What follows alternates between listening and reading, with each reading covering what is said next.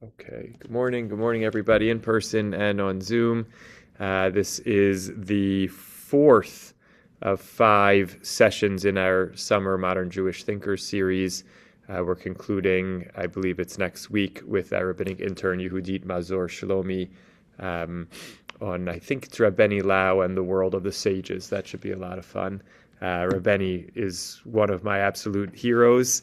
And for those who are interested in learning with him, actually, he has a new WhatsApp group and also on Facebook where he does a 1-minute video every day on a Rashi on that week's Parsha and always just frames it and explains it beautifully, sometimes with contemporary applications. I try to watch it most days when I can. I really love his voice, literally and figuratively. And actually, it's a good connection to today's topic because when I am in Yerushalayim, there are two households that I try very hard to visit besides for my family. One is Rav Beni Lau, when I'm able to get together with him when I'm in Yerushalayim. We try to spend time with him, picking his brain and learning from him. But our family's first priority always when we're in Yerushalayim, outside of our family, is to visit Blue and Rav Yitz. We're very, very fortunate that they live just a block away from my in-laws. So when we're staying in Katamon, we can just walk 1 block over to Moshe and Abby Greenberg's house, where Rav Yitz and Blue have a beautiful top floor apartment, and spend time with them. And it's just characteristic of Blue that at her age and stage, we always walk in and the table is set, and she knows which snacks and treats our children like. And they, entertain and welcome us. They ask many questions about what everybody's up to, what their activities are, what's happening at SAR, what's happening at HIR. And then the conversation inevitably moves to the topics of concern. What's the state of modern Orthodoxy? Where do things stand on the Aguna issue? What's the state of women's involvement and activities in HIR and across the spectrum of our modern Orthodox community? How can we continue to advance our mission and our goals? I've had numerous conversations of late with Blue and Rav Yitz about strengthening our teens in our community, kind of building up the next generation. So that's just a flavor of who they are and continue to be. Absolutely remarkable and incredible. And I feel we will need to do this class again in just a couple of years, I hope, because I know that Blue is hard at work on editing some volumes of her collected writings. And so there will be even more rich material to draw from, God willing, in short order. And Blue should continue to live and be well and proceed with those projects alongside Rav Yitz. They are, for me, amongst our absolute top paragons, role models, leaders, and teachers of our community over the last couple generations, up through and including today. And so it's a treat just to scratch the surface of Blue's contributions to our community, to modern Orthodoxy, to Jewish feminism. So I titled this class, as I attempt to share my screen, I titled this class Blue Greenberg, Matriarch of Orthodox Feminism, Builder of Modern Orthodoxy. I feel, while Blue is certainly most associated with Orthodox feminism, with the founding of JOFA, with her leadership in the International Beit Din addressing the Aguna issue, it would be too narrow of a description to limit her to Orthodox feminism. Because her contributions to modern Orthodoxy more broadly are continually appreciated and felt. This book, which we're going to read a little selection from, How to Run a Traditional Jewish Household, is a book which not only is on our recommended reading for people who are looking to learn more about Judaism in a basic way, looking to explore conversion to Judaism, but the number of people I've encountered across my journeys who tell me that book has been deeply influential on their knowledge and understanding of Judaism, of modern Orthodoxy, broadly, having nothing specific to do with feminism or women's roles, is truly remarkable. I really consider it a seminal work in understanding lived Jewish life today. We're going to see an excerpt from that in just a little bit. You have a little bio here next to a delightful picture of Blue, from just a couple of years ago.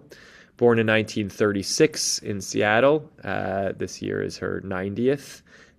Grew up in Far Rockaway, New York. Her BA from Brooklyn College and her MA in clinical psychology from CUNY, and a master's in Jewish history from Yeshiva University. She's married to Rev. Greenberg for coming up, God willing, next year on 70 years. They raised 5 children in an observant home in Riverdale, New York. Of course, their son JJ, of blessed memory, is someone whom we think about and miss, and whose legacy remains with us, and who's remembered and honored in so many ways across Jewish institutions. Her 1973 keynote address at the first National Jewish Women's Conference, an experience she described as transformative, approaching with ambivalence and leaving committed. There's an amazing hour and a half almost interview of Blue. If you search on the internet or on YouTube for Blue Greenberg Profiles in Faith, you can find this interview conducted maybe 10 years ago or so in her home. So wide-ranging. And there she talks about, that experience in 1973 and kind of the 20-plus year thinking, kind of organizing and preparing process that she went through to reach the founding of JOFA, the Jewish Orthodox Feminist Alliance, in 1997. The interviewer asks her, "What took you so long?"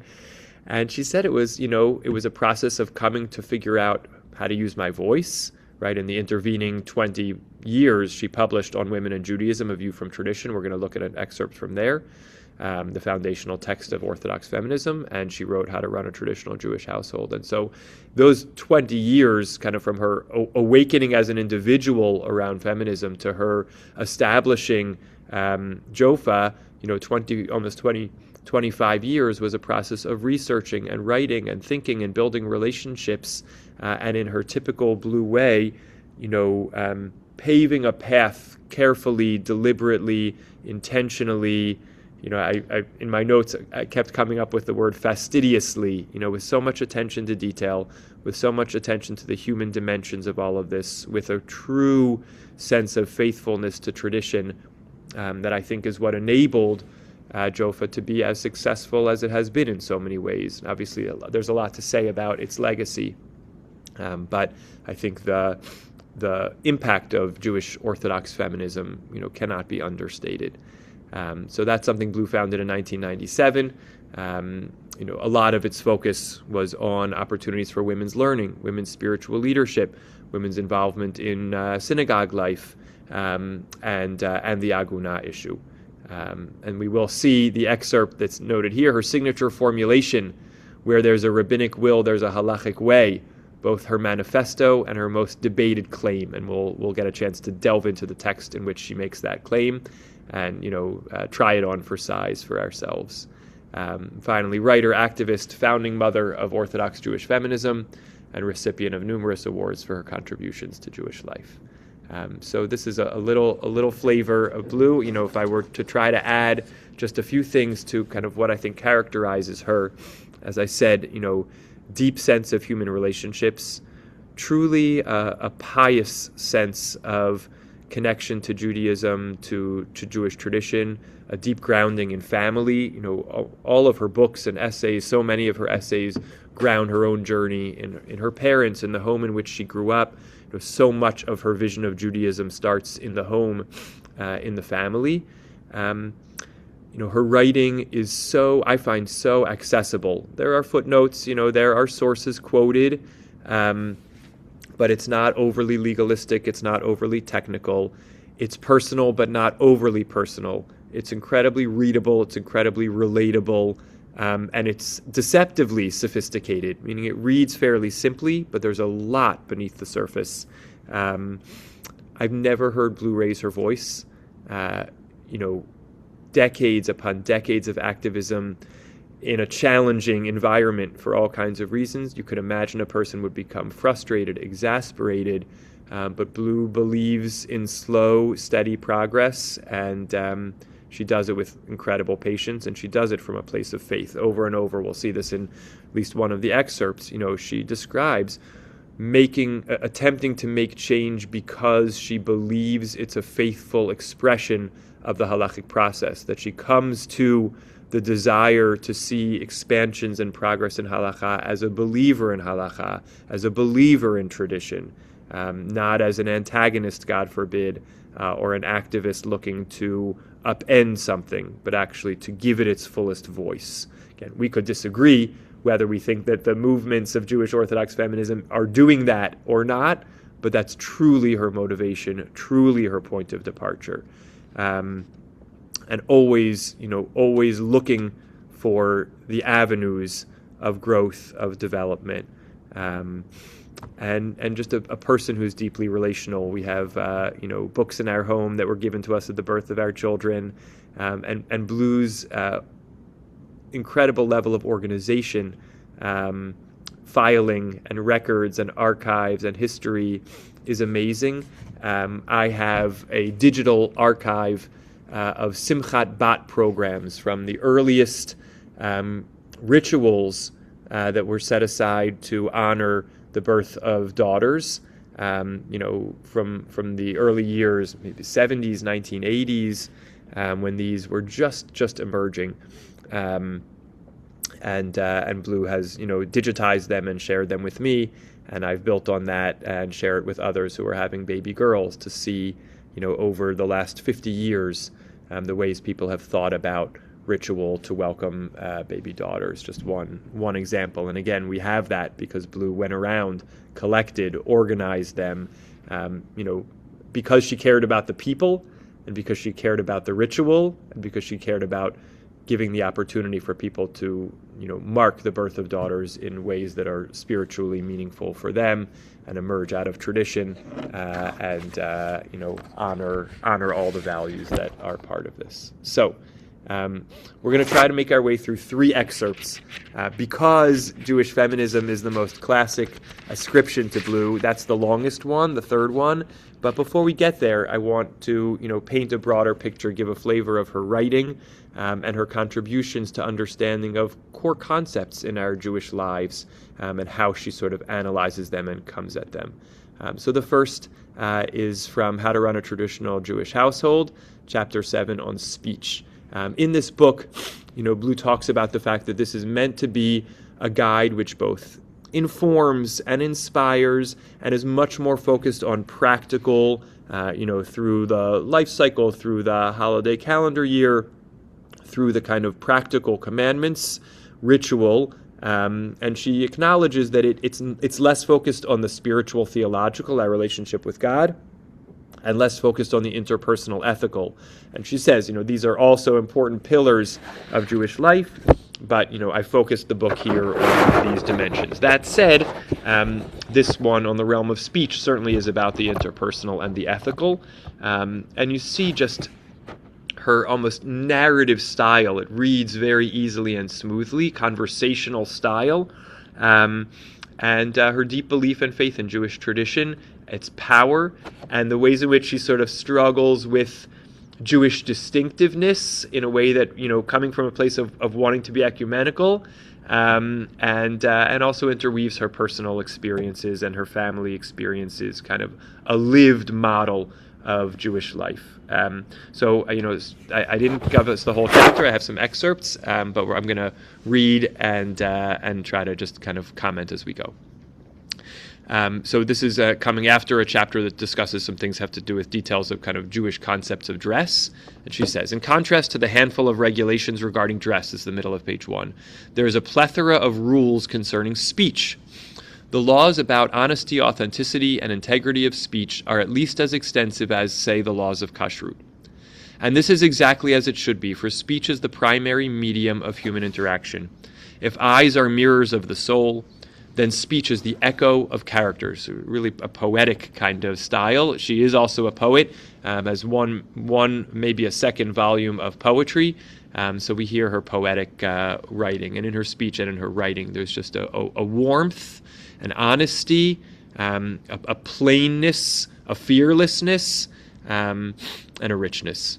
Speech is not the whole of human ethics, but it is a good part.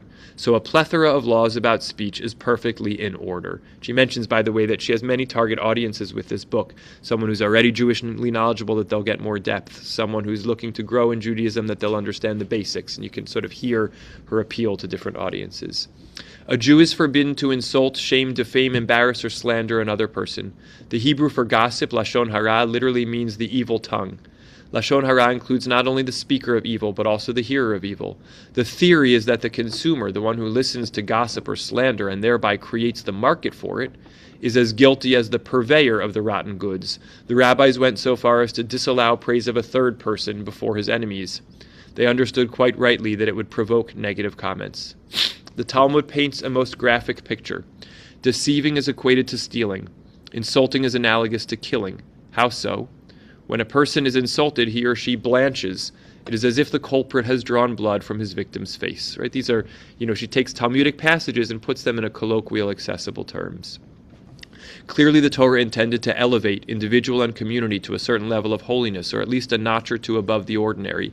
Yes, the law says to us, it is possible to control speech and to some extent master feelings. How is the message about more pure speech reinforced, and what makes it work? Right? Like, where do we get these ideas, and then how do we actually, effectively deploy them in our lives? So first, where do they come from? One answer is the power of the sources.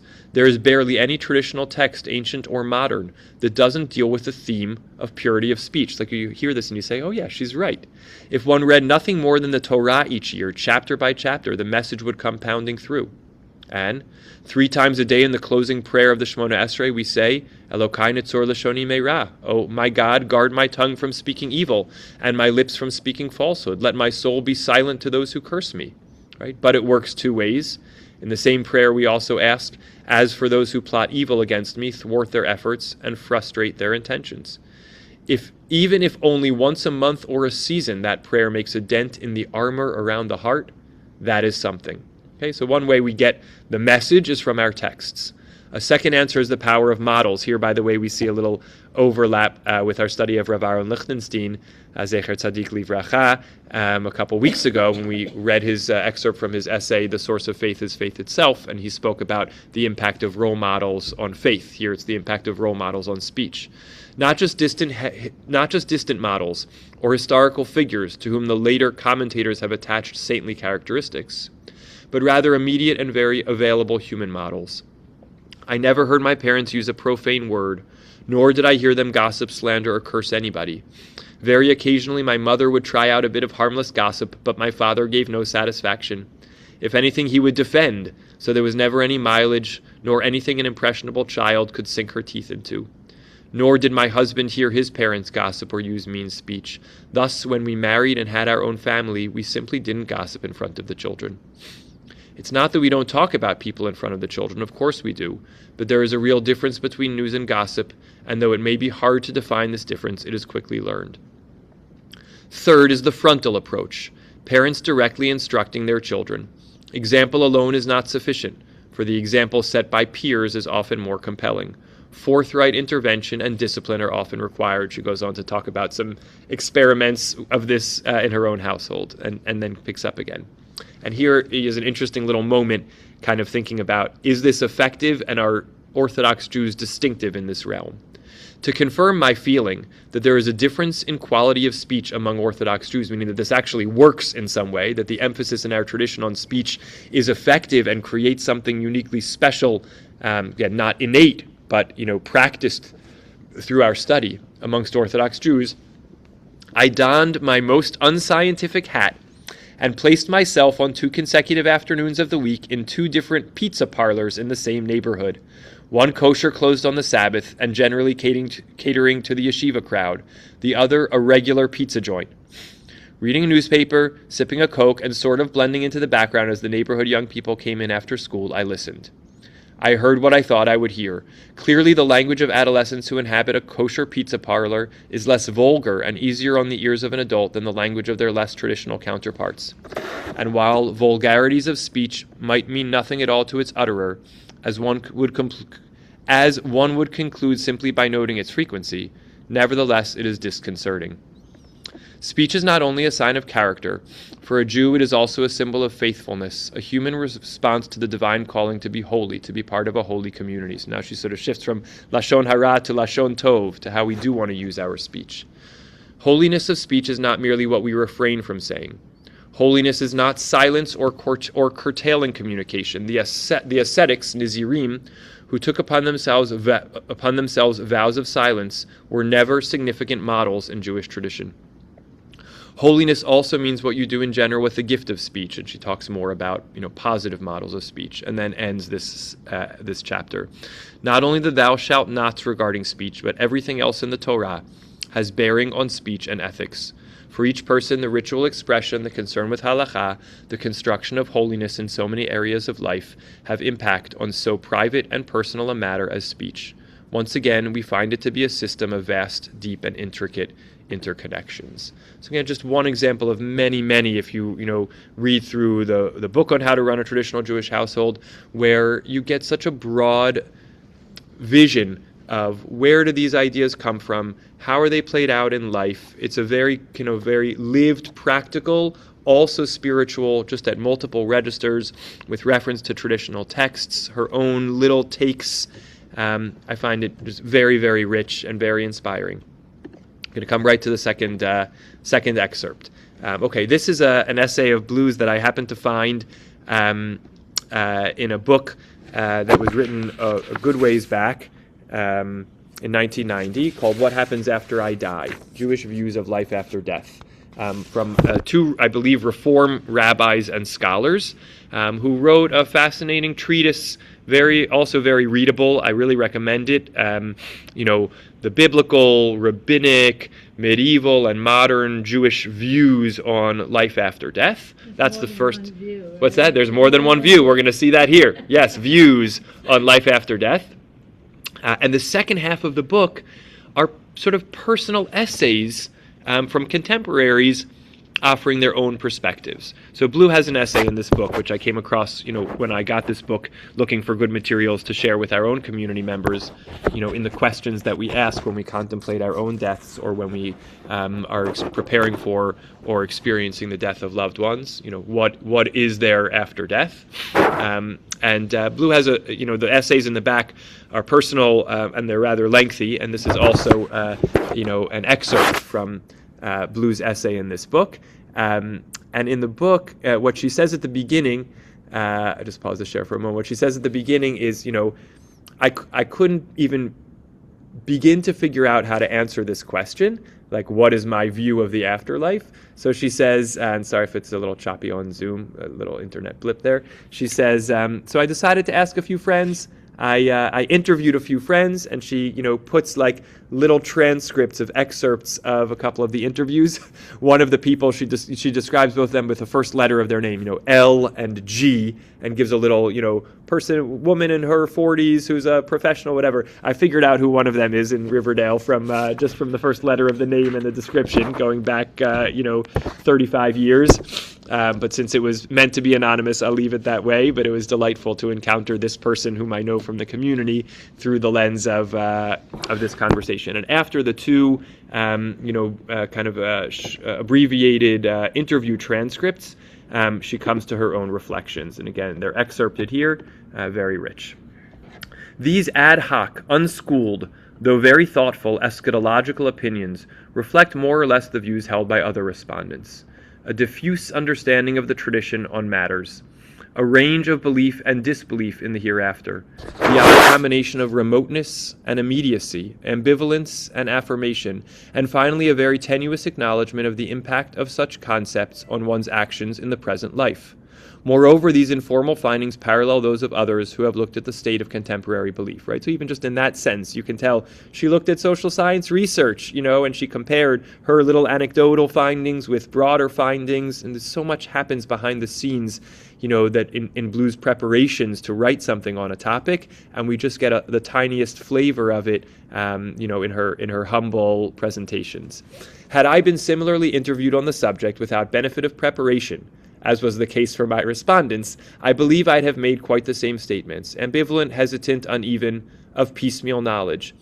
And this despite that I know that the concept of the afterlife is a staple of the faith system I fully embrace, high up on the list of the top 10 or 13 principles the philosophers and halachists select for their primary lists. It's an elemental belief I liturgically affirm with regularity and without a second thought, or to be more accurate, without a thought altogether, right?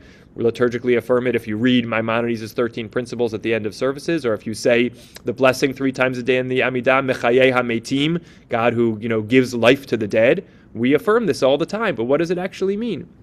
However, when one is forced to take a long, directly focused look, which writing forces one to do, one learns something about oneself. In the course of working on this chapter, I was surprised to find how powerfully I hold a view of an afterlife, and how deeply and profoundly it influences so many of my decisions and actions.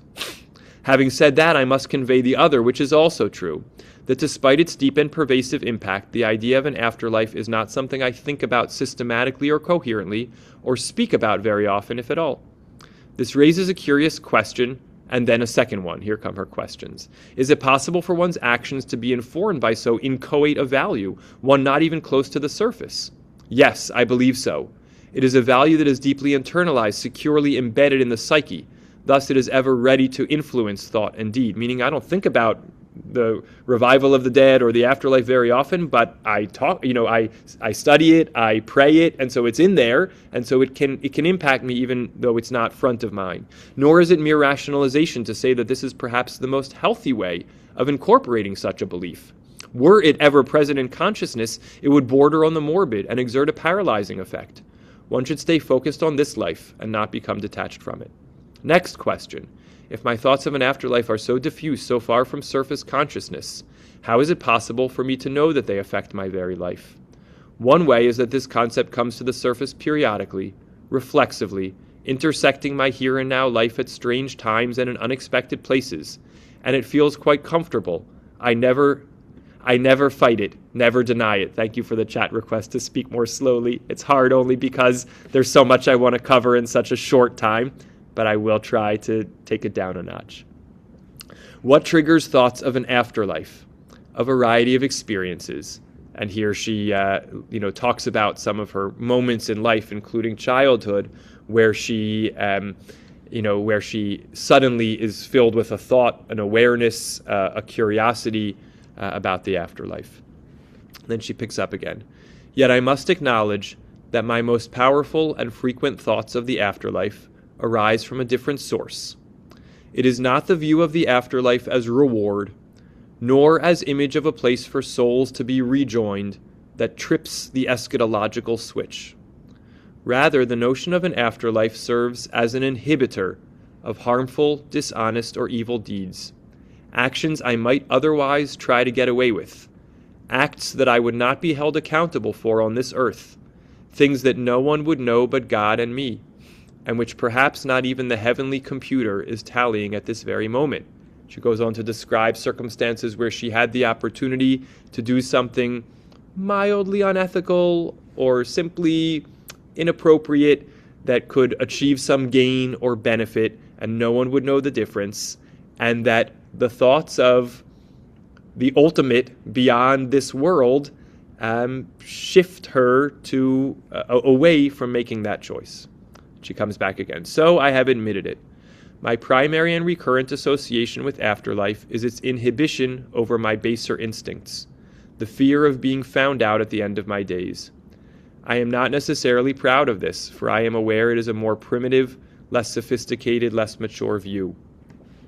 Yes, I know we should exhibit virtuous behavior for its own sake, out of pure love for God and humanity, and not out of fear of punishment.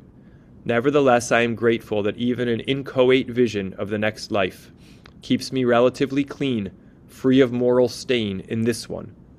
It is not totally foolproof, and happily my base instincts are less rather than more. I can second that for Blue ad infinitum. Still, a final accounting before crossing into the afterlife is an important accessory to a large set of ethical laws for the here and now. She continues, a second powerful association with afterlife comes when I am forced to confront death or injustice. Even more so when these two forces converge, such as in the untimely death of an unusually good person. Perhaps Olam Haba, the world to come, is not an immediate answer, nor even a fully satisfactory one. Yet here, too, the image of an afterlife gradually assimilates itself into the subconscious, and from there surfaces every so often. These, then, are my primary associations with an afterlife. Right? These 2 points, the kind of strengthening of the moral will to do what is right, even without any other known potential consequence, and a belief in some future beyond, which has the capacity in some way to even out or right the scales of things that feel unjust. These then are my primary associations with an afterlife. Still, I have not answered for myself the question, why do I believe? Rational, right, she's explained what is useful about a belief in the afterlife, but why actually believe it? Rational skeptic that I am, why should a matter so thoroughly unverifiable, so defiant of laws of nature have penetrated my consciousness and exert such power over me? I, who read with great suspicion reports of those who have, quote, been there and back, glowing whiteness, lightness, pervasive love. One reason, I am certain, is because I was schooled that way. And she talks about, the influence of her parents, of her, studies in this belief. The second reason I believe is that I think I must. For me, as for many other people, the idea of a hereafter serves a cosmic need. There is simply too much injustice in the world, as the old Yiddish proverb, God runs the world, but not like a mensch, attests. If God is omniscient, omnipresent, omnipotent, there has to be something else beyond this moment in time. Nice guys should never finish last. And I have seen righteous people neglected and their children begging for bread, right? That's a reference to what we say at the end of Birkat HaMazon, when we say, Nar ha'iti v'gam zakanti v'lo ra'iti tzadik ne'ezav, right? I have aged and not seen a righteous person neglected and their children begging for bread. So she's subtly saying here, I want to affirm that the psalmist is telling the truth, but it's not my lived experience, so I know there has to be some corrective out there somewhere. And I know something is terribly amiss. The reader might question how I can give the second reason, cosmic need, when I have just given the other, that I would not have come to the idea on my own had I not been educated to believe. Perhaps there is inconsistency here, yet both are true. After having been educated to believe in Olam Haba, I find it natural to apply that concept as an answer to questions that others who were not a priori disposed to that idea would try to answer in some way. Sort of file this away, because I think in the next essay we're going to see another moment where she sort of asks, not if I hadn't come to this on my own, it does not having come to it on my own limit it in some way. She's always thinking about that broader perspective and trying to help it make sense to potential readers, and of course the kind of the polemical arguing for something. Up until now, dear reader, I have told you I believe life doesn't end when it ends. I have also described what triggers a mental association with afterlife. Finally, I've attempted to explain how I came to such a belief. But the original question was, what happens after we die? A question that challenges me to conceptualize life on another plane of existence. The truth is that here I am not at all sure what I envision. Let me reflect on the matter a moment. It could be that only the soul lives on, embodied in some kind of vaporous matter. But no, I don't think so. On the other hand, if souls are re-embodied flesh upon bones, at what state of physical development or decay does this occur? Surely our bodies are not resurrected in the state they were at death. Who would want that? And if it is bodies, as my nephew Nachi once asked, where's there enough room? And if the next world entails resurrection in bodily form, Why do I feel no fear that I might exist in the world to come as a blind person because of the eye donor card in my wallet? She goes on for another entire page of questions about what the world to come might look like, or what, the afterlife might look like. And now picking up again. I have 1,000 questions, almost literally, but only at this very moment. Otherwise, I simply never bother to envision this realm. I can agree with almost any scheme that has been presented as well as with its opposite. Through my interviews, I came to understand that this is true for others as well. Geniuses that the rabbis were, they constructed a philosophy of afterlife offering something for everyone. Images to appeal to different personal worldviews and engage very different souls. Rejecting one eschatological scenario, an individual can find his or her resonant images in a different traditional source. The rabbis advanced a fundamental teaching that somehow remains responsive to personal packaging and to very individual taste. The only requirement, it seems, is that one affirm the idea. Beyond that, it is open season. And that suits me quite well, for I am certain that what may have been an appropriate vision as a child no longer suits a mature adult. In fact, I would categorize my conception of life after death as a sliding scale of faith. As Arthur Cohen has suggested, belief in the hereafter is a doctrine of trust, neither pressed upon others nor denied by ourselves. All of which brings me to my final comment in this chapter, though not likely my final thoughts on the matter. Perhaps I feel so little concern with detail and so much engagement with concept because the major impact of Olam Haba is on my life, it should say there, here and now, not in the sense of rewriting the scales of justice, but rather as a paradigm for this very life. I love this. What the concept of revivification, resurrection, afterlife says to me is that you can fall down and rise up again. You can hit bottom and turn around. You can suffer depression and reversal and spring back. Life inevitably has its swings. And just as some sort of physical life and the life of the soul can come back after death, so can life on this earth.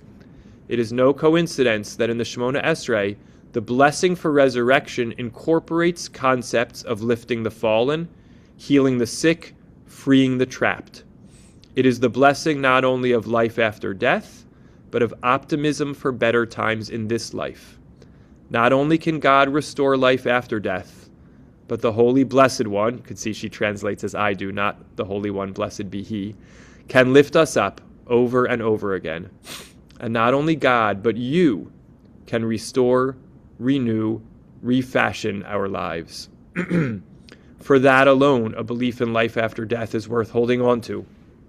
Besides, the rabbis say, who does not believe in it will find no place in the world to come. I'm not willing to take any chances. I believe. So I love this because, it tackles such an obscure topic, abstruse topic, and engages people, brings out in the people that she spoke to personal reflection. And then while here she has less recourse to specific sources, she still kind of gives us the sense of the range of possibilities. Again, how it impacts us in our lives, where we can draw, knowledge from, what it can mean to us, in a way that brings out, again, a deep faith in the tradition. And I think these two passages, about the power of speech and about a belief in the afterlife, which are just characteristic of the way Blue speaks and writes about so many dimensions of tradition, feel like a good backdrop to then engage her core contributions around halacha and feminism, because I think it grounds the way in which she comes from a place of absolute devotion and dedication to tradition, while simultaneously being unafraid to ask questions, to acknowledge her own doubts, and to try to envision a livable Judaism for the people inside it. So with that said, this excerpt is certainly too long for us to get through all of. I started out on the source sheet with the entire chapter 3 in her book on women in Judaism, the chapter entitled The Theoretical Basis of Women's Equality in Judaism. I edited it down and edited it down again, and it's still too long for us to get through in the next 20 minutes. So I'm going to try to guide us here. I'll do some reading and maybe some skimming. Here we go. We who are committed to traditional Judaism, and by the way, this was written in 1983, for better, I don't want to say for worse, for better and for challenging, it applies equally today, meaning this is timeless in so many ways, and it's a model not just for thinking about feminism and halakha, but for thinking about all kinds of isms out there in the world that bring insight and have something to contribute, and yet are not identical to our system of tradition, can be challenging to it, can be, in sync with it, and what's the relationship between those is what she's exploring. Again, it has profound application to today. It can be extrapolated to the intersection of halakha or tradition and other dimensions of philosophy, thought, social realities of our world today. We who are committed to traditional Judaism are standing today at the crossroads on the question of women. Feminism disturbs our previous equilibrium, for it makes a fundamental claim about women contrary to the model generated by halakha. The feminist ideology can be summed up as follows. Women have the same innate potential, capability, and needs as men. I'm skimming a little bit. Women have a similar capacity for interpretation and decision-making. Women can function fully as outside persons. Women can and should have some control over their destinies, as much as anyone can. Let's reduce these broad statements from the level of generalization to a theology of woman as Jew. A woman of faith has the same innate vision and existential longing for a redemptive, covenantal reality as a man of faith. Same ability to be in relationship with God, etc. And if she doesn't start out that way, she can be educated that way. 2, Jewish women, as much as men, have the mental and emotional capacities to deal directly with the most sacred Jewish texts and primary sources, etc. 3, some women, as some men, are capable of functioning in the positions of authority related to the religious and physical survival of the Jewish people. 4, women as a class should not find themselves in discriminatory positions in personal situations, marriage and divorce, etc. These, then, are the basic claims that a woman, sensitized to the new, broader cultural value system, can carry over into her life as a Jew.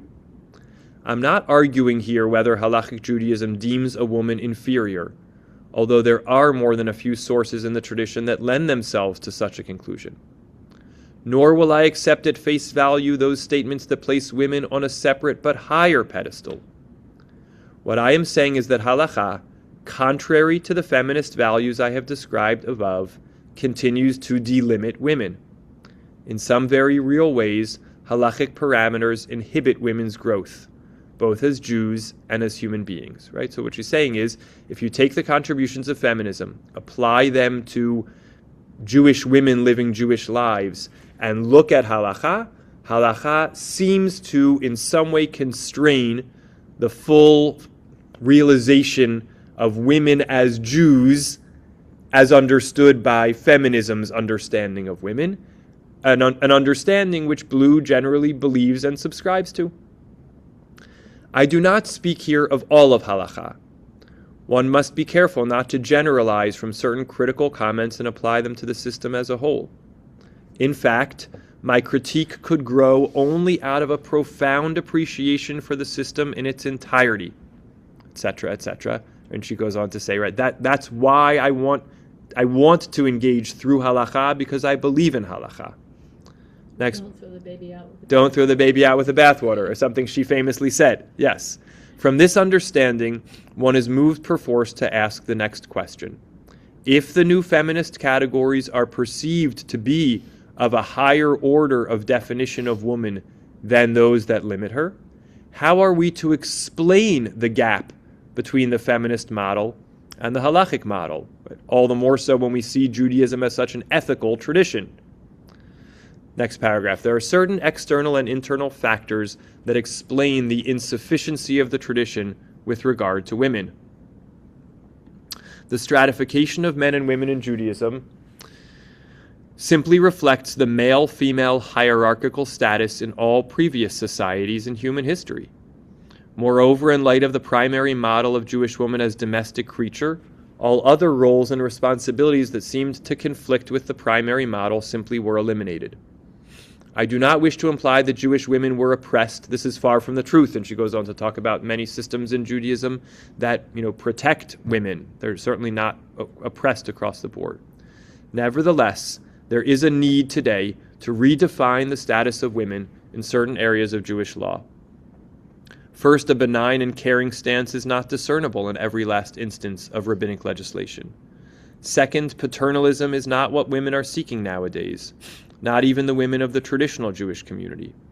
Increasingly, such women are beginning to ask questions about equality, about a more mature sharing of responsibility, about divesting the power of halachic interpretation and legislation of its singular maleness. Now, certainly we can acknowledge great strides that have been made since this was written in 1983. Women's spiritual leadership, women's, contributions to Torah learning and halacha.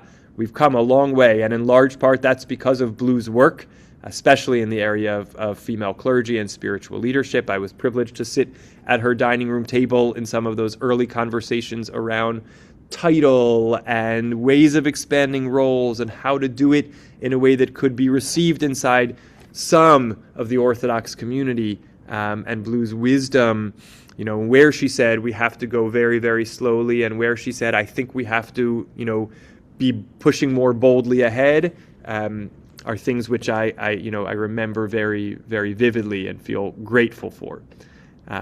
Okay, I have referred to the crossroads at which we stand. A crossroad implies choices. There are three ways in which halachic Jews may proceed with regard to the question of women. 1. Revert to the fundamentalist pole, where hierarchy of female and male remains unchallenged in most areas of human life. 2. Allow the new value system to penetrate our civil lives, but not our religious lives. In other words, women may be encouraged to see themselves as equals in social, economic, and political spheres, but not religious. This is the current stance of modern orthodoxy. 3. We can find ways within halakha to allow for growth and greater equality in the ritual and spiritual realms, despite the fact that there are no guarantees where this will lead us. It is my firm belief that the third path is the one we must now begin to follow. Now, remember I had mentioned before, around the afterlife. On the one hand, she says, I was taught it. On the other hand, I find it meaningful. How do I, how do I put those two together? So she has another moment that reminds me of that here. Admittedly, I have been propelled in that direction by the contemporary Western humanist liberation philosophy of the secular women's movement. Those who would hurl at me the charge of foreign body contamination, therefore, are absolutely right. But is there any religion in history, including Judaism, that has not borrowed from the surrounding culture? She goes on to expand on that and comes back. True, the original impulse for all of this, as I have said, derives from feminism. But even if such a movement hadn't evolved, I would still like to think that a creative pondering of the ideals of Torah Judaism might lead to the same conclusions.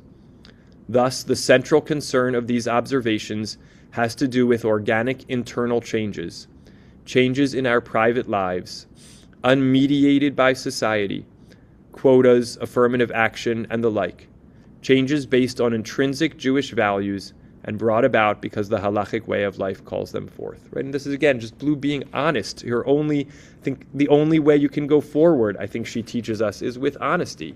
And the honest statement is, yes, I was awakened to these ideas from feminism, and then two more yeses. Yes, all religions are influenced by their surrounding cultures, and yes, I only believe that this is worth exploring because I believe it's consonant in many ways with, and in many ways could emerge from Torah values and ideals. Again, she doesn't go so far as to say the Torah is inherently feminist, or the Torah, the unequivocal voice of the Torah is in consonance with feminist values. No, but there is a consonance that could be imagined, an overlap that could be imagined.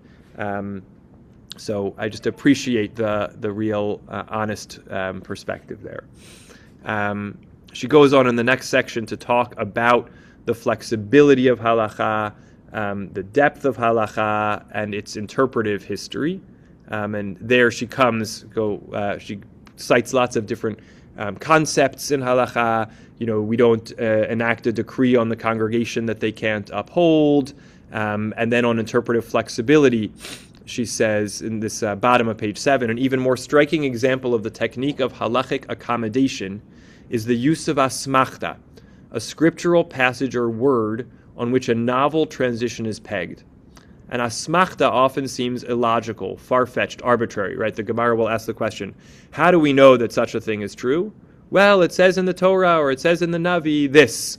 And then the sages will say, like, well, really? Is that reading really, a necessary reading or a viable reading? And then we'll answer, no, asmachta ba'alma. We're just it's literally like leaning. We're leaning this law on the text, but it doesn't really emerge so naturally from the text. So then, well, where did that law come from? So you can say it came from, the oral tradition, Moses at Sinai, but we recognize that often to ground something that we somehow intuitively or from tradition understand is right in our texts requires a very creative leap. Yet the logic, and asmachta often seems illogical, far-fetched, arbitrary, yet the logic is in the technique itself. Through the use of asmachta, one never loses sight of the original revelation at Sinai, even though the new, even though the new interpretation may go far beyond the old. Other halachic techniques to accomplish similar ends are takanot, gzeirot, and hora'at sha'ah. Even pietistic interpretations were used to develop and refine legal rulings further. And now, so since our learning of blue wouldn't be complete without this, a central theme seems to emerge. Where there was a rabbinic will, there was a halachic way. This is not to say that Talmudic and post-Talmudic literature is not the law of Moses at Sinai. It is that, but it is also the substance of rabbinic will, finding a halachic way. What shall we call it? Continuing revelation, wise interpretive judgment based on inherited tradition, an understanding divinely given or intuited of the appropriate moment for greater restraint or relaxation of the rules or heightened responsibility. Surely the rabbinic decision to accept the testimony of a wife or a single witness as sufficient evidence to establish the fact of death of the husband and thereby free her to remarry is a sign of rabbinic compassion that somehow found halachic expression. Surely Rabbeinu Gershom, the 10th century authority, used his power and position to enact a takana, an ordinance that disallowed forcible divorce. She goes on and talks about, the role of rabbinic interpretation, etc., and goes to the end of this paragraph. Clearly, this trend in Jewish history, hierarchical to covenantal, birth to merit, has far-reaching implications for women in Judaism. The next section, now I'm just going to really kind of summarize. The next section, she asks the question, how do we understand this theologically? Is God, if the current reality is a gap between, a feminist application to Judaism, giving, the opportunity for full realization of personhood, spiritual, religious personhood for women, that's not exactly where halacha is. Is that divine desire? Is that God's wish? Is that human interpretation? And she argues that ultimately, while it's an unfolding process, it would be consistent with the principles of the Torah to realize a more full equalization of women in Judaism. And then she comes to a set of applications, laws of divorce, again, where she's not sort of saying, so therefore we jump to saying everyone is equal, we just make new laws. but she talks about what is the path, what would full realization look like, can it be done, and how do we ask the questions that help us get further along to realize that possibility. She talks about Torah study for women, and the way that leads to spiritual leadership, right? With equal access, women will begin to raise disturbing questions. A woman with a sense of her innate potential will begin to ask, why shouldn't I too strive to be learned? A woman, the match in learning of any rabbinical student, will sooner or later ask, why can't I too be ordained? Etc., etc. She speaks about the place of women in Jewish liturgy, one of the areas where we do not display kind of full equality in ritual practice. And interestingly, in the interview with her from around 10 years ago, I think, she says something hinting that, she questioned some of her earlier conclusions. Did she actually make too strong a case? Are there things she would be more moderate on now? Which is really interesting to hear from her. And then in the last section, extremely powerful, but I excerpted it mostly. We don't have time even to go through it. She really tries to answer the criticisms, right? So this is in section 6 towards the bottom of page 10. So much for an idealized rendering of Jewish feminism. Despite the fact that the theory seems to fit, there remains nevertheless much fear and resistance, the kind that goes beyond learned considerations, taking many forms. Tampering, right, the criticisms, the charges take many forms. Tampering with halakha, changing the unchangeable, watering down Judaism, undermining the family, destroying virtues of female modesty, blurring sexual roles, mixing religion with sexual politics, and then finally the slippery slope argument. And she really, handily, not dismantles, because Blue's not a dismantler. She engages with, she challenges, she offers alternatives to each one in really, thoughtful, gentle, and firm terms, often kind of turning it on its head. No, to not do this, right? That's always the strongest argument, is to say, no, to not do this would be precisely the thing, you raising a problem with doing it. That's actually the problem with not doing it. It's a strengthens halakha. It can strengthen the family. It can strengthen women's religious identities, to open up these opportunities. And again, with real recognition of the other side and acknowledging it. She ends, what I envision then, when the theory of Jewish feminism is carried to its practical conclusion, is an adaptation of tradition that will allow for the maturation of woman as Jew, learned, responsible, observant of halakha, able to exercise her fullest potential, a woman so committed to the Jewish people that she will incorporate its values and needs as she begins to make the personal choices society now holds out to her. I'm about to switch to zooming on my phone because I see my computer's about to run out of battery. So just before I end the share, this short interview with her from 2022 on the last page, she talks about what are the most profound changes she's seen in 25 years. She answers women in the rabbinate. She comes back to where do you want to see rabbinic will, halachic way applied the most. She talks about get. And while that's been a through line of her whole career, I would say the last 10 years, founding and lifting up the International Beit Din, this has been a profound contribution of hers, and hundreds of women have been freed from unwanted chain marriages through the work of the International Beit Din, taking tried and true halachic solutions that rabbis have been hesitant to use and using them. She writes about that. And what do you see as your legacy to Jewish feminism? Beyond my family, she writes 5 children, including the late JJ, 23 grandchildren, and 4 great-grandchildren. There are, of course, more now.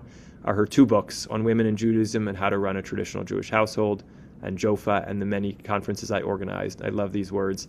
I did a lot of pioneering things over the last 45 years. I was lucky to be at the right place at the right time, and I said yes. She said more than yes, but she said yes. And finally, if you were a little younger, would you be enrolled at Yeshivat Maharat from Hadassah magazine on the path to becoming a rabbah? Yes, I would.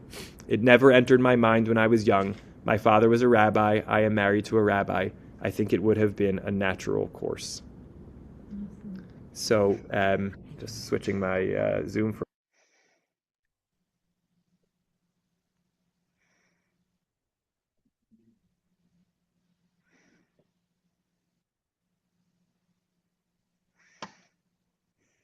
Can we give some of our own knowledge about blue? Yes, yes, absolutely. This concludes the formal presentation, and hopefully you got a flavor from the writings of Blue's quality and character. Again, we're blessed, many of us on the Zoom, to know her. Many of you have known her and worked with her for many more years than I have, and I welcome thoughts and reflections.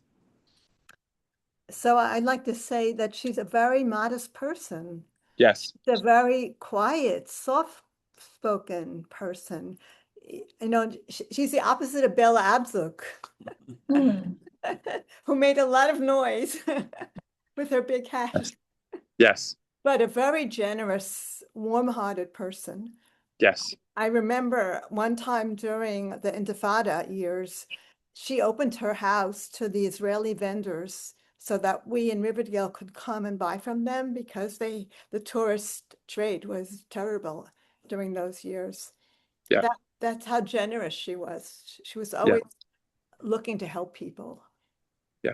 Beautifully said. Yes, in like for me, like Rev Avi and like Rev Yitz certainly, but I think about Rev Avi, someone whose kind of global reach and impact, institution building, activism all over, was never at the expense of the personal care.